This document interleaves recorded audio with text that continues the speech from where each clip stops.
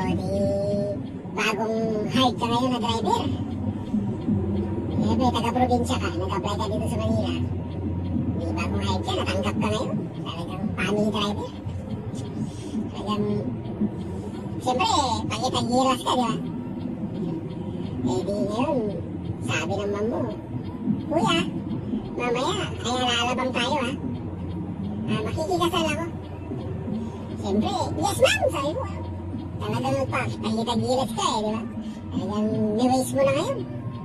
Ang inisip mo, Ayala muna, tapos Ayala Malls, baka magsha-shopping, tapos alabang, siners mo yun ni Ayala Malls, tumabas, Pasig. Ito na, talagang ready mo na.